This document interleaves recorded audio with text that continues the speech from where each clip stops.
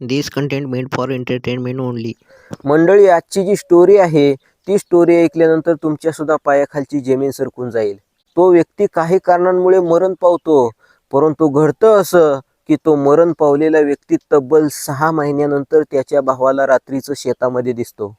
एवढंच नाही, त्याचं वास्तव्य असल्याचं जाणवतं, त्याचा वावर जाणवतो. खरंच मंडळी, एखादा मरण पावलेला माणूस परत दिसू शकतो का? तुम्ही म्हणाल, हे कुठं शक्य आहे का? मंडळी, होय. याच आशयाची ही स्टोरी घेऊन आजच्या व्हिडिओमध्ये मी तुमच्या भेटीला आलोय. कधीच मरण पावलेला माणूस परत दिसत नसतोय, आणि परत जर आपल्याला दिसला, त्याचा वावर जाणवला, तर तिथं आपण बोलतो की काहीतरी भुताटकीचा विषय आहे. आणि अशाच स्वरूपाची ही स्टोरी. ते मेल्यानंतर तब्बल 6 महिन्यानंतर तो व्यक्ती त्याच्या भावाला शेतामध्ये दिसला. काही अपरिहार्य कारणांमुळे मरण पावला, परंतु मृत्यूनंतर म्हणजे मेल्यानंतर तब्बल 6 महिन्यानंतर तो व्यक्ती त्याच्या भावाला शेतामध्ये दिसला. एवढंच नाही, अजून त्या कुटुंबासोबत जे जे काही घडलं ते ऐकल्यानंतर तुमच्या उरामध्ये धडकी भरेल. काय आहे सत्य स्टोरी? चला जाणून घेऊया आजच्या या व्हिडिओमध्ये. संतोष नावाचा एक सर्वसामान्य माणूस, अगदी बेताची गरीब परिस्थिती, परंतु त्या व्यक्तीला मात्र राजकारणाची थोडीशी जास्त आवड होती. आणि तो एका राजकीय पुढाऱ्याचा, एका साहेबांचा निष्ठावंत कार्यकर्ता होता. खरं तर निवडणुका आल्या, निवडणूक झाली, निवडणुकीचा निकालही लागला, परंतु मंडळी, त्याचे जे साहेब आहेत ते मात्र काही मतांनी पडले. साहेबांचा पराभव झाला, आणि हाच पराभव त्या निष्ठावंत कार्यकर्त्याच्या जिव्हारी लागला, आणि अक्षरशः त्या कार्यकर्त्यानं आत्महत्या केली. होय मंडळी, त्या व्यक्तीनं आत्महत्या केली, संतोष नावाचा एक व्यक्ती. परंतु मंडळी, घडलं असं की त्याचा पुढे अंत्यविधी वगैरे सगळं काही करण्यात आलं. दिवसामागून दिवस निघून जात होते, त्यांचं कुटुंब दुःखामध्ये होतं. खरं तर मंडळी, रात्रीच्या 12:30 वाजता त्या व्यक्तीचा विठ्ठल नावाचा भाऊ शेतामध्ये जातो, आणि बघतोय तर काय, रात्रीचं शेतामध्ये त्याचा भाऊ त्याला दिसतो. बघा मंडळी, मरण पावलेला तो संतोष नावाचा व्यक्ती रात्रीचं त्याला शेतामध्ये दिसतोय. एकदम खरी गोष्ट. पुढे नेमकं काय झालं ते तुम्हाला सांगतो. आता खरं तर भाऊ मरण पावलेला आहे, अंत्यविधी वगैरे सगळं काही झालेलं आहे, परंतु या विठ्ठलच्या लक्षामध्ये आलं की माझा संतोष नावाचा भाऊ मेल्यानंतर कस काय दिसतोय. त्याच्या लक्षामध्ये आलं की काहीतरी भुताटकीचा प्रकार आहे. तो घाबरला. हातामध्ये दारे धरण्यासाठीचं खोरं होतं, आणि एका हातामध्ये तंबाखूची पिशवी होती. आता तंबाखू तो मळत होता, परंतु हे सगळं असताना अचानकपणे समोर बाजूला त्याचा भाऊ उभा राहिलेला दिसला. आता त्याला काय करावं ते समजेना. मुखामध्ये देवाचं नाव घ्यायला सुरुवात केली, कारण अशा गोष्टीमध्ये अशा वेळी काय करावं त्याला सुचत नाही. आता खरं तर तिथून धावायचा किंवा तिथून पळून जायचा प्रयत्न केला, तर हा मरण पावलेला भाऊ आहे, त्याचा आत्मा आहे, आणि तो मला काही सोडणार नाही. याच्यामुळे हा जो विठ्ठल आहे, हा तंबाखूमुळे थोडंसं त्याच्या भावाच्या जवळ लागू लागला. त्याला बोल लागला, काय रे सतुशा, धर तंबाखू, ये ये. खरं तर याची भीती मात्र अक्षरशः त्याचं हातपाय असं थरथर थरथर कापत होता. आणि त्या व्यक्तीनं मला सांगितलेली ही स्टोरी आहे. तो सतीश नावाचा भाऊ, तो थोडासा जवळ येऊ लागला, आणि हाही त्याच्या जवळ जाऊ लागला, परंतु काही अंतरावरती साधारणतः 5-10 फुटावरती गेल्यानंतर तो त्याचा भाऊ दिसेनासा झाला. तो गायब झाला. खरं तर याला काय करावं काही सूचना. बॅटरी होती, बॅटरी त्यानं चालू केली, आणि गाडी होती आपली बाजूला, गाडीकडे गेला, मोटर तशीच चालू ठेवली, आणि तिथून निघून तो थेट घरी गेला. त्याला दारावरून घाम आला. दुसऱ्या दिवशी दिवसभर त्याचा ताप अंगामध्ये घुमत होता.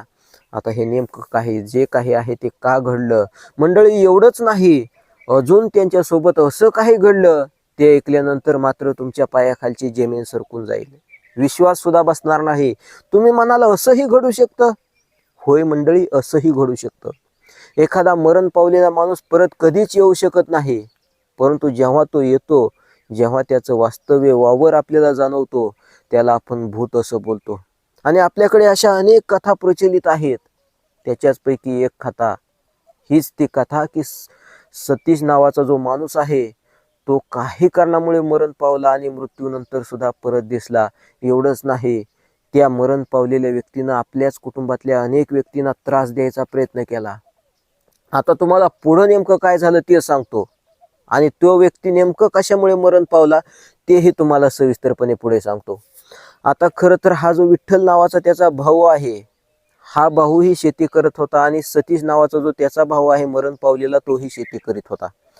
परंतु हा जो सतीश आहे याला राजकारणाची थोडीशी जास्त आवड होती आणि एका राजकीय पुढाऱ्याच्या संपर्कामध्ये तो आला. तो जो राजकीय पुढारी आहे ते जे साहेब आहेत, तर ते एका निवडणुकीसाठी उभे राहणार होते आणि या सतीशाच्या जवळ आले. या सतीशच्या खांद्यावरती हात टाकला आणि ह्याला मात्र स्वतःचा स्वाभिमान जागृत झाल्याचं जाणवलं.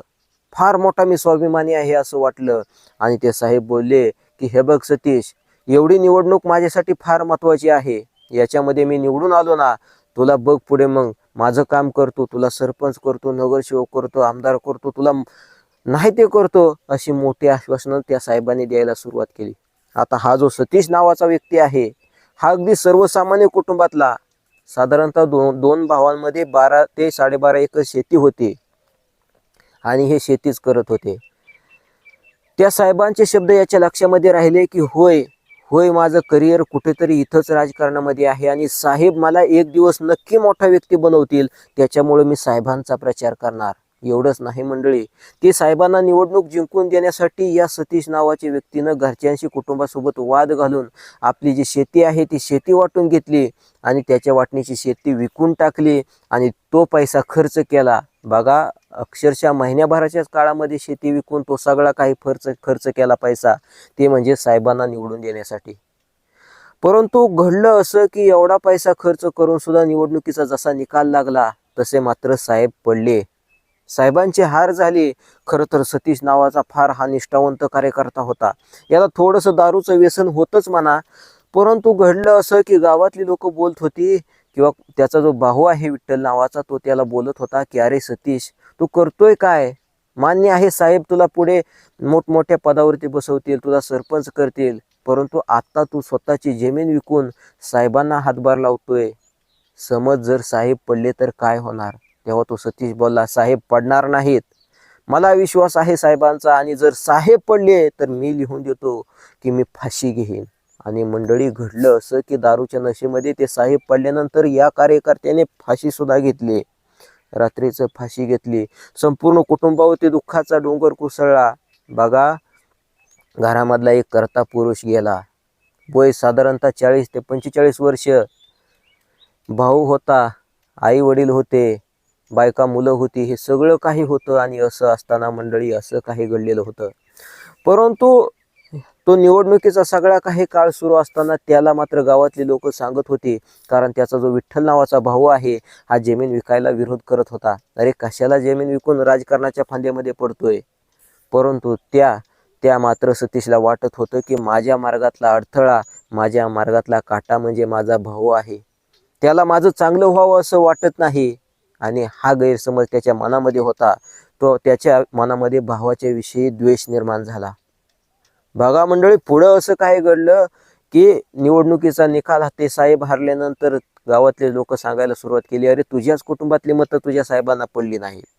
बघा, साहेब त्याच्या भावाविरोधामध्ये त्याच्या मनामध्ये जास्त द्वेष पसरला, त्यानं आत्महत्या केली. परंतु घडलं असं की तब्बल 6 महिन्यानंतर तो विठ्ठल नावाचा जो त्याचा भाऊ शेतामध्ये गेलेला असताना अचानकपणे दारे धरत असताना जवळच त्याला त्याचा मरण पावलेला भाऊ दिसला. बघा मंडळी, नेमकं काय घडलं ते तुम्हाला सांगितलेलंच आहे, परंतु पुढे नेमकं काय घडलं तेही सविस्तरपणे सांगतो. आता हा जो विठ्ठल नावाचा व्यक्ती आहे याला समजना की आपला मोठा भाऊ मरण पावलेला तब्बल 6 महिने झाले, परंतु आता माझ्या समोर कसं काय? चेहरा मात्र थोडासा निळसर आणि विद्रूपचा दिसत होता. परंतु मंडळी, आता हा तर भुताटकीचा विषय, नेमकं करायचं काय? मंडळी, त्या भावासोबत इतकं विचित्र कंडिशन झाली आणि पुढे मात्र लय काय भयंकर झालं ते सगळं काही सविस्तरपणे तुम्हाला सांगतो. आणि या सगळ्या गोष्टीमधून तो व्यक्ती पुढे बाहेर कसा पडला तेही तुम्हाला सांगतो. बघा मंडळी, कुठेतरी देवाची ताकद आपल्या पाठीशी असावी लागते, तरच अशा काही गोष्टी आहेत किंवा ह्या ज्या काही भुताटकीचा विषय आहे याच्यामधून आपण बाहेर पडू शकतो. नाहीतर आपलं घर, प्रपंच, सगळं काही आयुष्य उद्ध्वस्त होऊन जातं. आणि असंच या विठ्ठल नावाच्या या भावासोबत झालेलं होतं. त्याचा तर भाऊ मरण पावलेला होता, परंतु मेल्यानंतर सुद्धा त्या मरण पावलेल्या त्या भावाच्या मनामध्ये, त्या मेलेल्या भावाच्या आत्म्यामध्ये जो काही या भावाविषयी द्वेष निर्माण झालेला होता, त्याच्यामुळे तो मेल्यानंतर सुद्धा या भावाला सुख लागू देत नव्हता. रात्रीचा अचानकपणे दारावरती दिसला आणि पुढे मात्र थोडस जवळ गेल्यानंतर तो गुप्त झाला. हा विठ्ठल नावाचा भाऊ घरी गेला. त्याला अंग भरून दिवसभर दुसरा दिवस ताप आला. दवाखान्यामध्ये गेला. त्याच्यानंतर मात्र थोडासा असर पडला, फरक पडला. मंडळी, पुढं जे काही घडलं मात्र ते मात्र मी सांगू नये आणि तुम्ही ऐकू नये.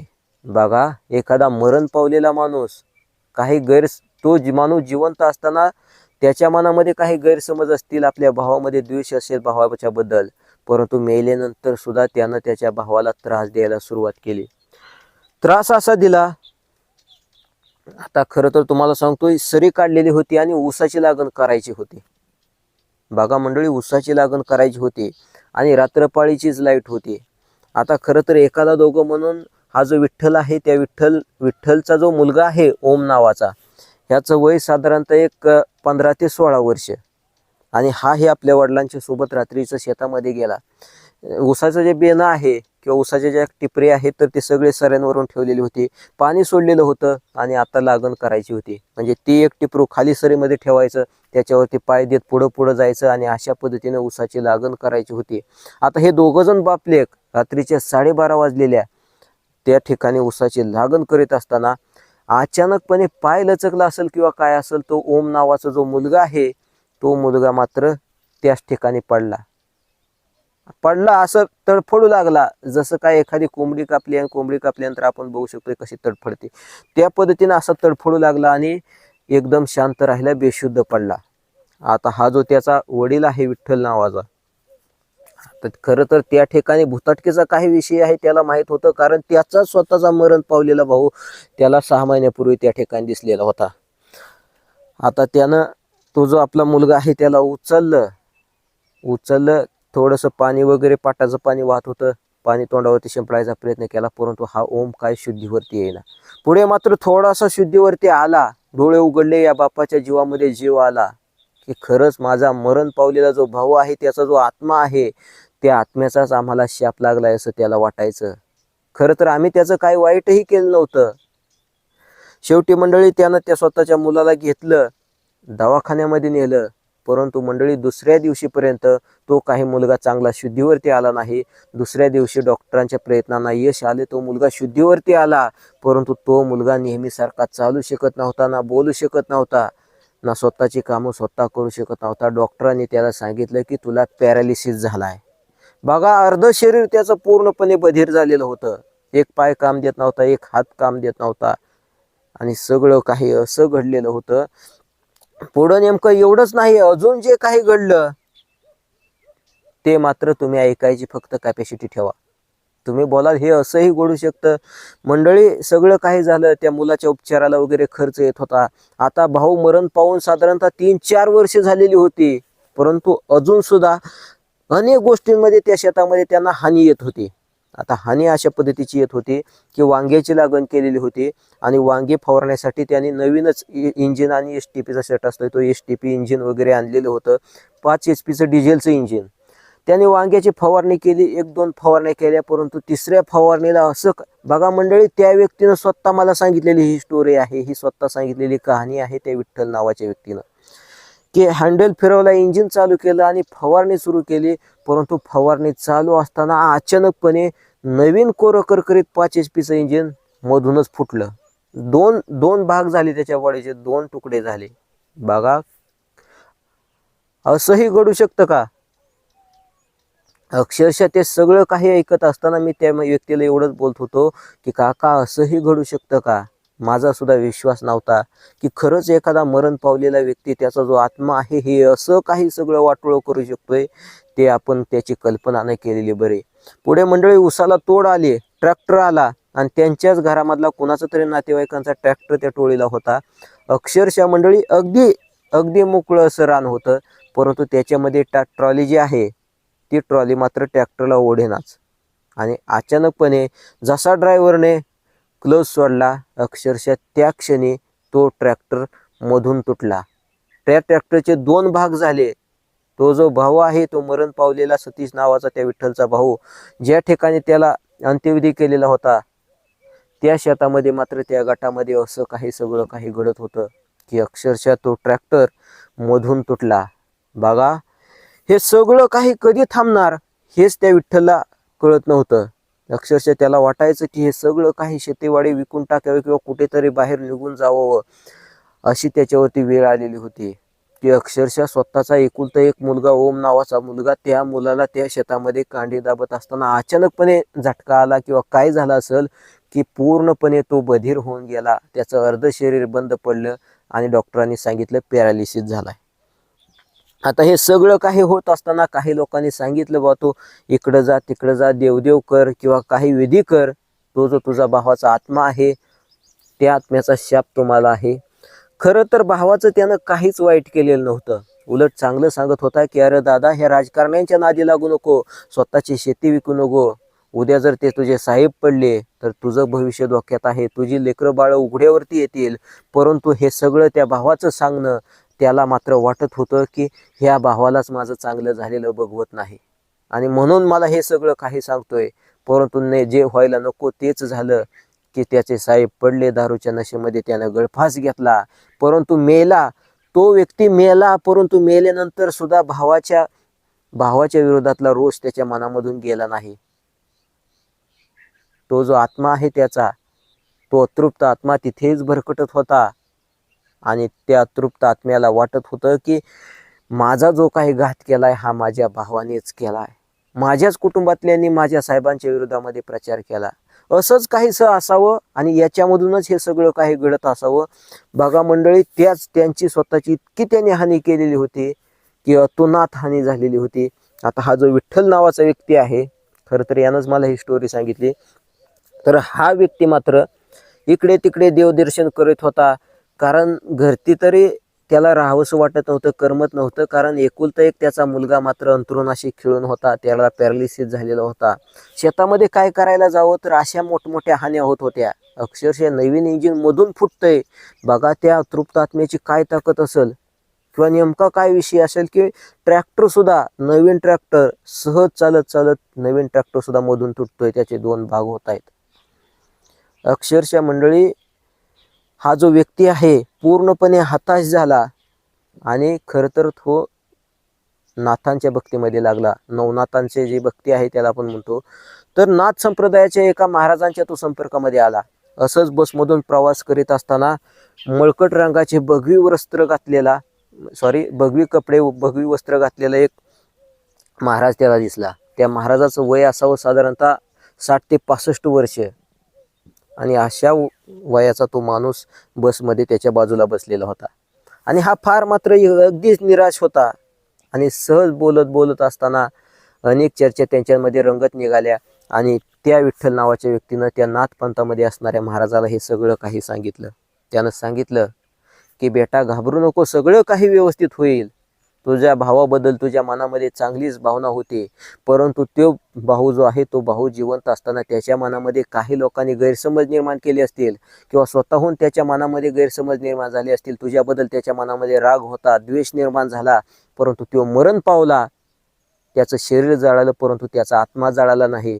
त्या महाराजानं त्यांना सगळं काही समजावून सांगितलं की तुझा जो भाऊ आहे तो भाऊ जिवंत असताना त्याला जो काही त्रास झाला किंवा त्याला राजकारणाची असणारी आवड, त्याच्यामुळे त्याची सगळी काही शेती गेली, त्याच्यामुळे तो आत्मा तृप्त होता आणि त्याचा रोष, हे सगळं काही झाल्याचा दोष मात्र त्याच्या मनामधून तो त्याच्या भावाला, त्याच्या कुटुंबाला देत होता किंवा लोकांनीही त्याच्या मनामध्ये काही गैरसमज निर्माण केले असतील आणि याच्यामुळं तो जिवंत असताना पूर्णपणे दोष त्याच्या भावाला वगैरे देत होता, कुटुंबाला देत होता. परंतु मंडळी, त्यानं आत्महत्या केली. परंतु आपण ऐकलेलं आहे की शरीर मेलं तरी आत्मा मरत नसतो, तो इथंच भटकत असतोय आणि तो अतृप्त आत्मा मात्र फार भयंकर असतो. जिवंतपणे ज्याने त्याला त्रास दिलाय त्याचा तो बदला घ्यायचा प्रयत्न करीत असतोय आणि असं सगळं काही त्या नाथपंथाच्या महाराजांनी त्याला सांगितलं. बघा मंडळी, खरं तर त्या दोघा भावांमध्ये द्वेष निर्माण होण्याचं कारण एकच होतं, ते म्हणजे गैरसमज. तो एक भाऊ, तो विठ्ठल नावाचा भाऊ त्या सतीशला सांगत होता की सतीश, या राजकारणाच्या तू भानगडीमध्ये पडू नको आणि आज तू तुझी शेतीवाडी वगैरे सगळं विकून त्या राजकीय नेत्याच्या पाठीमागे उभा राहिलाय, त्याचा प्रचार करतोय. उद्या जर तो पुढारी, तो नेता पडला तर तुझं काय भविष्य, तुझं कुटुंब सगळं उघड्यावरती येईल, हे सगळं तो भाऊ त्याला समजावून सांगत होता भावाला. परंतु त्याला मात्र वाटत होतं की माझं चांगलं होतंय हे यालाच बघवत नाही. खरं तर काही लोक त्याला सांगतही होती, अरे तुझ्याच घरचे तुझ्या पाठीशी नाहीत, तुझ्याच घरचे भाऊ बंद वगैरे तुला सपोर्ट करत नाहीत, तुझ्या साहेबांना मतदानामध्ये सपोर्ट करत नाहीत. आता खरं तर याच्याचमुळं भावाच्या बद्दल याच्या मनामध्ये गैरसमज निर्माण झाला. पुढे मंडळी यानं आत्महत्या केली, हा मरण पावला. परंतु मेल्यानंतर सुद्धा त्याचा अतृप्त आत्मा इथंच भरकटत राहिला आणि त्या आत्म्यानं त्याच्या कुटुंबाला, त्याच्या भावाला फार विचित्र पद्धतीने त्रास दिला. आता ते जे नाथ पंथाचे जे महाराज होते, त्या महाराजांनी सगळं काही समजावून सांगितलं. मंडळी काही विधी सुद्धा त्यांनी करायला सांगितल्या, किंवा नामस्मरण ज्याला आपण म्हणतो, तर नवनाथांचं नामस्मरण करायला सांगितलं. विशिष्ट पद्धतीने नामस्मरण करायला सांगितलं. आणि काय आश्चर्य मंडळी, साक्षात नाथ महाराजांनी त्यांना दर्शन दिलं. तुमचा सुद्धा विश्वास बसणार नाही. साक्षात गुरूंनी त्यांना दर्शन दिलं. बघा घडलं काय, तर त्या महाराजांनी ज्या पद्धतीने सांगितलं होतं त्याच पद्धतीने आचरण ठेवायला या विठ्ठलनं सुरुवात केली. त्याच पद्धतीने आचरण ठेवायला सुरुवात केली. त्यांनी सांगितलं की संध्याकाळी झोपताना विशिष्ट पद्धतीने तू नामस्मरण कर. ते नामस्मरण, तो मंत्र त्यांनी त्या विठ्ठलला दिला. आणि अजून काही पथ्य पाळायला सांगितली. कुणाशीही मनामध्ये द्वेष निर्माण ठेवू नको, किंवा कुणाशीही वैर ठेवू नको. जर कोणी तुझ्याशी बोलत नसेल त्या व्यक्तीशी जवळीक साधायचा प्रयत्न कर, आणि आपापसातले जे काही वाद आहेत, किरकोळ गोष्टी आहेत, त्या मिटवून घ्यायचा प्रयत्न कर. आता या विठ्ठलचे काही किरकोळ कारणावरून, बांधावरून वगैरे कुणाशी तरी असतंच भांडण, ते सगळं काही त्यानं मिटवून घेतलं. डोक्यामध्ये काहीच ठेवू नको. जे काही शेडरेपो आहे ते शेडरेपो मनामधून काढ, आणि संध्याकाळी झोपताना तू फक्त विशिष्ट पद्धतीने नामस्मरण कर. अशा पद्धतीने त्यानं गुप्त पद्धतीने नामस्मरण करायला सांगितलं. आणि बघा मंडळी घडलं असं. आता ते नामस्मरण कसं केलं काय वगैरे त्या माणसाशी बोलून नक्कीच तुम्हाला पुढच्या व्हिडिओमध्ये सांगेन. परंतु ते सगळं काही झाल्यानंतर मंडळी 2-3 दिवसानंतर त्या विठ्ठल नावाच्या व्यक्तीला पहाटेचं स्वप्न पडलं. झोपेमध्ये असताना स्वप्न पडलं. फार उंच असा डोंगर दिसला, डोंगराचा कडा दिसला, आणि त्याच्यावरती एक भगवा झेंडा फडफडत असताना दिसला. बघा मंडळी, एक भगवा झेंडा फडकत होता. हा विठ्ठल इथे तर होता या डोंगराच्या पायथ्याशी, उंच आता डोंगर, आणि त्या डोंगराच्या कडेने, डोंगराच्या पायथ्याने तिथं एक कोणीतरी महात्मा, एक कोणीतरी साधू पुरुष बसलेला दिसला. आणि काय मंडळी, ते साक्षात गुरु होते, साक्षात नाथ होते. हा व्यक्ती तिथे गेला, दर्शन घेतलं गुरूंचं. आणि काय आश्चर्य, वरती बघतोय तर काय काहीच नाही. तो दचकून अंथरुणावरून उठला, बघतोय तर काय काहीच नाही. बघा मंडळी, हा सगळा काही त्याच्यासोबत प्रकार झाला. साक्षात नाथाने त्यांना दर्शन दिलं. एवढंच नाही, परत काही दिवसानंतर असंच स्वप्नामध्ये अमृताचा कलश गुरूने त्याला दिला. बघा, आणि या भक्ती मार्गाला लागल्यानंतर मात्र त्याच्या पाठीमागच्या सगळ्या पीडा काय आहेत त्या हळूहळू कमी झाल्या. अक्षरशः पॅरालिसिस झालेला होता. कधी बरा होईल याची गॅरंटी डॉक्टरांनी दिलेली नव्हती. तो त्याचा पॅरालिसिस झालेला तो मुलगा मात्र अगदी स्वतःच्या पायाने हळूहळू चालू लागलेला होता. या भक्ती मार्गाला लागल्यानंतर त्याचा तो अंतरुणाशी खिळून असणारा मुलगा मात्र नीट झालेला होता. आणि परत त्याच्या त्या मरण पावलेल्या भावाचा वगैरे जास्त काही वावर जाणवला नाही. एकदम या वाईट परिस्थितीमधून त्या विठ्ठल नावाच्या व्यक्तीची सुटका झाली.